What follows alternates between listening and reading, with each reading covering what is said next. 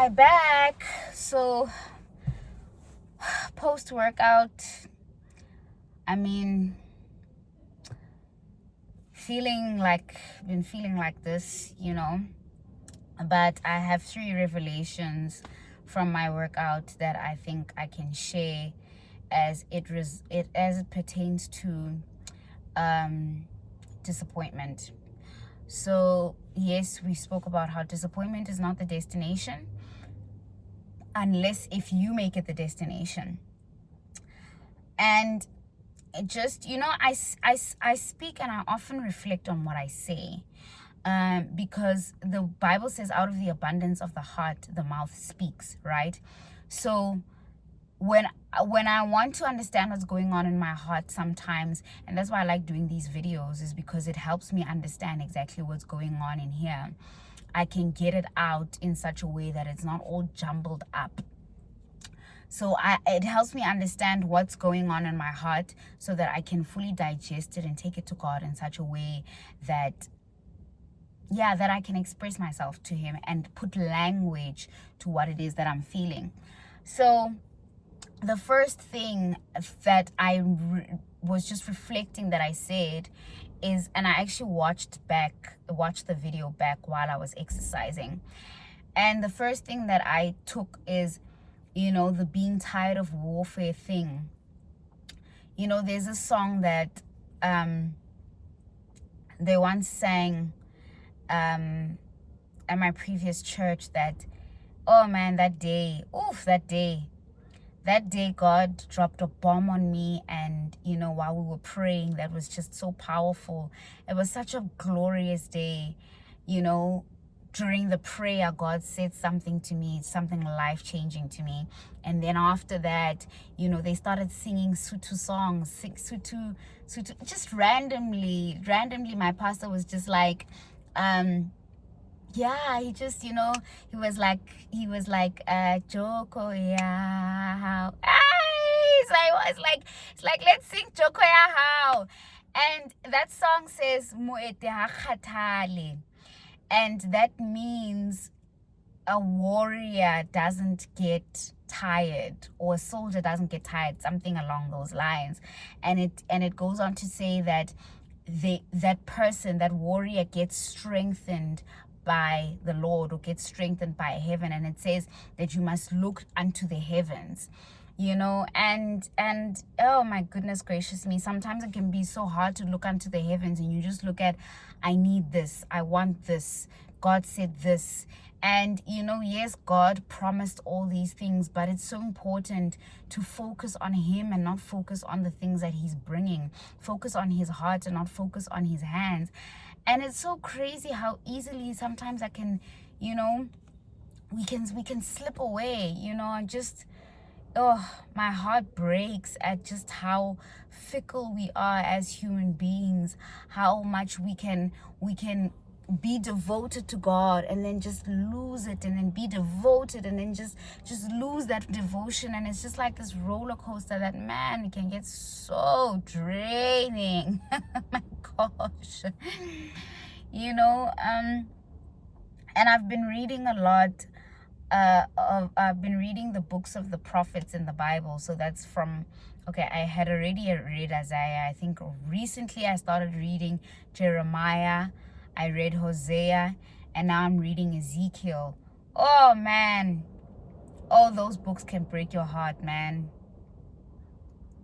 Earlier in the year, I was reading Chronicles as well, and I was reading Kings, and I was reading Chronicles. My goodness, like, these people can infuriate you, but what's inside them is inside of all of humanity. And what these people do is that they're constantly going to idols, constantly, like, God will come through for them and meet their needs, and then they'll start worshiping something else.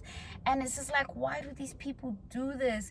And it's like, for us, we're not making golden calves, we're not creating statues. I mean, sure, there's like, people go to these, temples and they worship, like Buddha statue and things like that, and pray to all these kinds of things.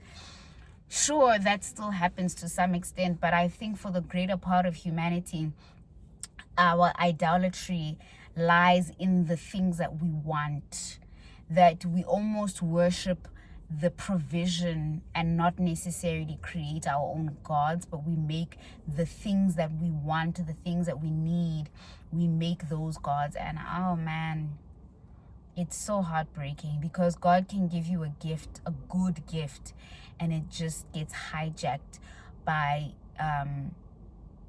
the brokenness that's inside of us, the brokenness that's inside of us. And I just pray that God continues to teach me and to teach us to really be devoted to him, and not to have this split personality when it comes to our love and our devotion and our desire for him, that he remains at the center of all that we pursue, and that we don't find ourselves wanting a job so much, wanting a car so much, wanting a house so much, wanting, friends so much, wanting a husband or a wife so much, that we lose focus and we lose track of him.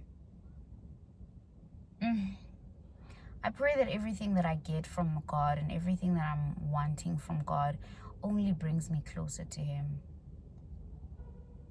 I pray that in the expansion of my business, I grow closer to him.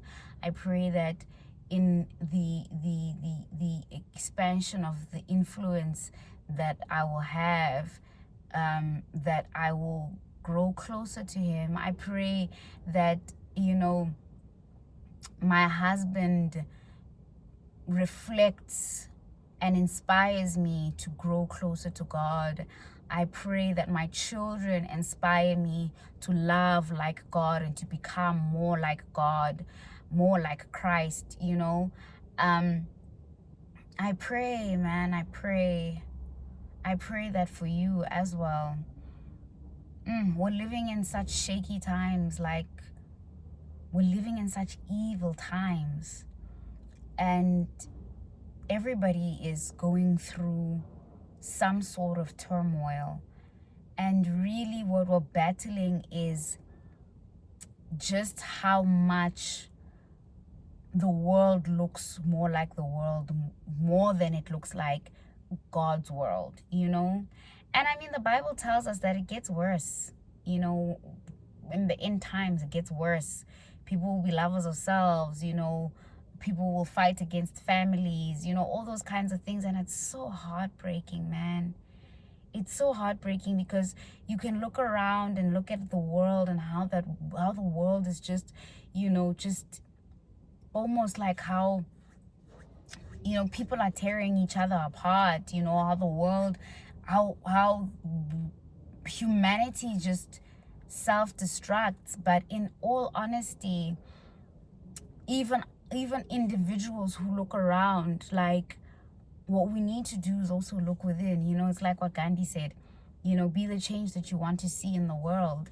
And I pray that I'm that change. I pray that I'm that change. I know that it needs to start with me. I know that I need to let go of my idolatrous ways before is that even did I even mention it well? Idolatrous.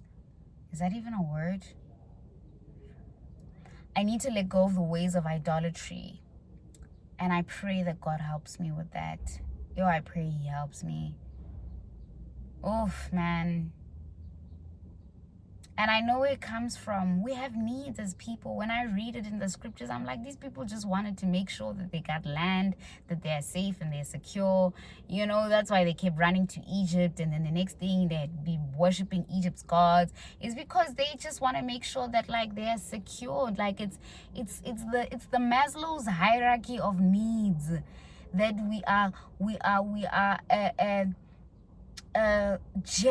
not jeopardizing, but just ravishing the self-actualization. Because in the self-actualization, that's where we get everything we need. When we truly and fully embrace becoming children of God, we get all the things in the rest of the triangle. But because we're so focused on the bottom, and it's like the self-actualization is the tiny part of the triangle, but the food, the shelter, the security, all those kinds of things, those I think it's called socioeconomic needs. I don't know, I can't remember. But all those basic needs have somehow just, like, oh my goodness gracious me, all of them, even the need for belonging, just putting people above God. Oh my goodness gracious me. Yeah, I was telling the Lord the other day, I was like, yo, Lord, low-key, if I had it my way, I'd be a robot.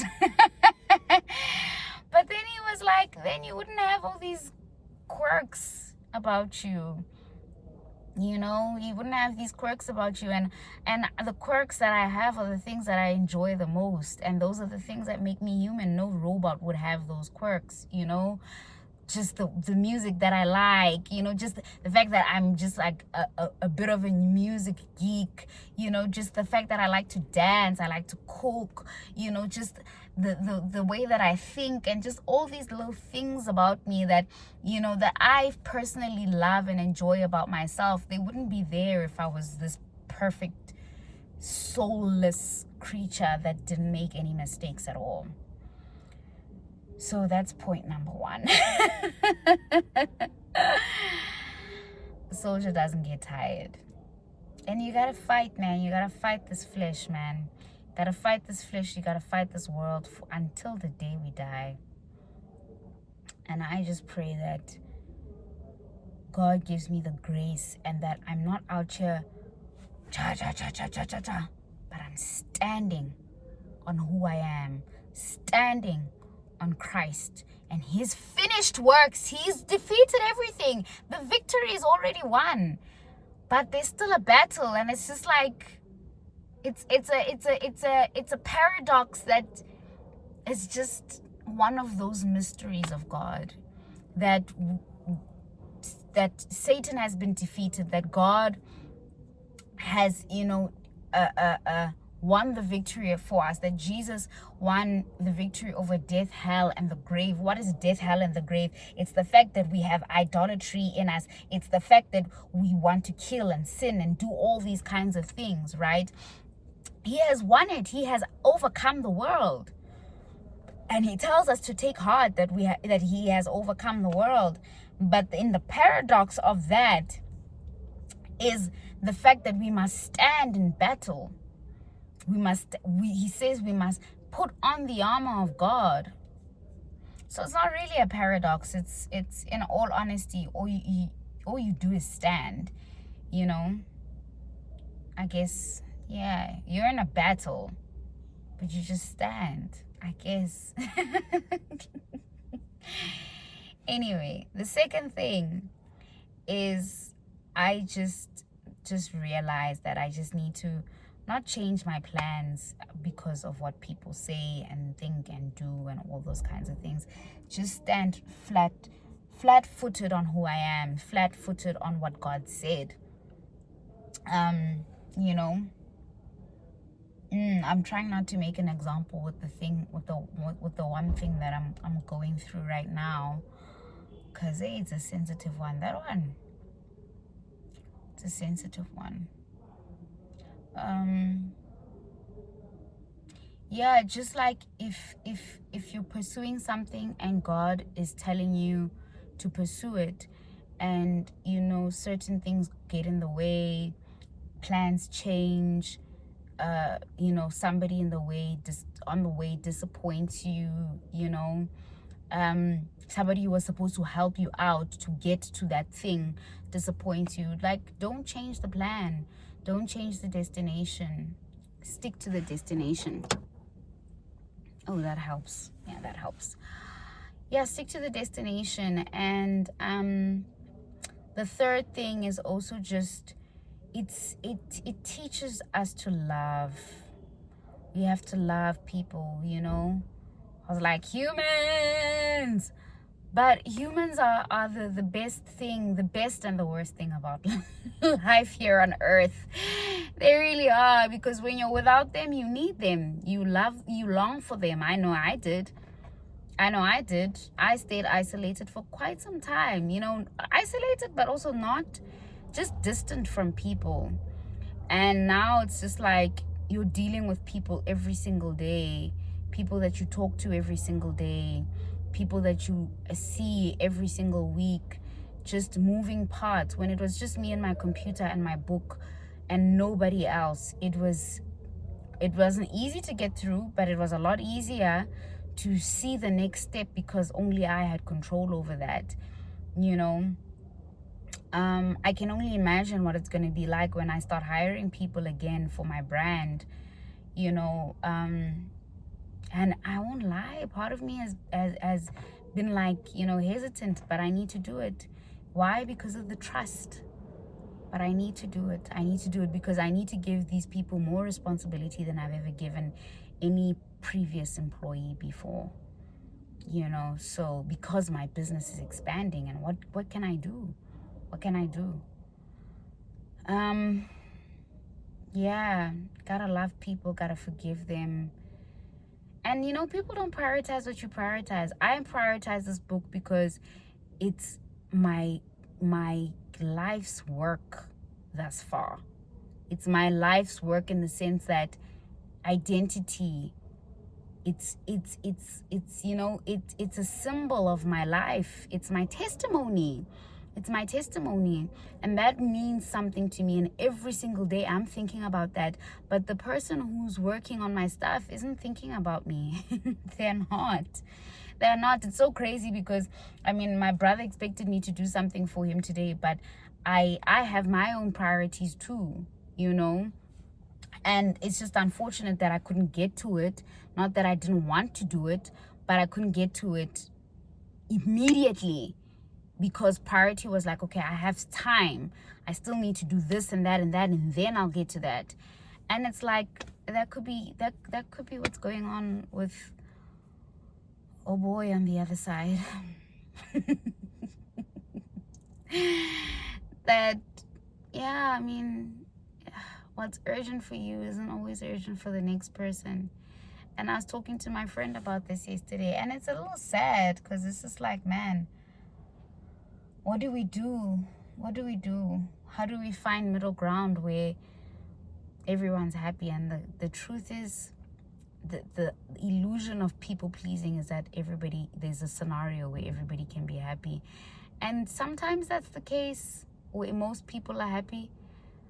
But other times it's like when you're in a relationship between two people, one is going to feel like their needs are not completely met, and the other may feel like their needs are met, and the tables may turn, and it just switches.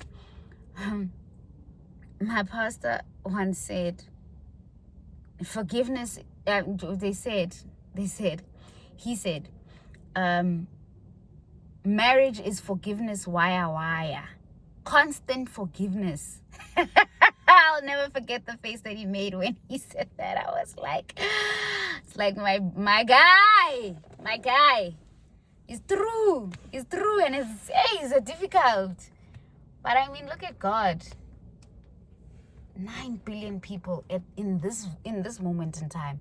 What about before that? That's a lot of forgiveness, man. That's a lot of forgiveness. Another thing my friend and I were saying yesterday is that, like, love, I hate to say this, but love is pain. It really is. Like, God so loved the world that he gave his one and only begotten son to die on the cross, to suffer, to be ridiculed, to be whipped, to be stabbed, to be hung on to bleed to death. And that's God's display of love. Oh my goodness gracious me. I don't know how he does it. Yeah, I don't know how he does it, but amen. If he tells us to love each other, it means he's given us the grace to do it. So, and love is not loving when things are good. Love is loving when people disappoint you. Yeah, man, that's all I gotta add. That's all I gotta add.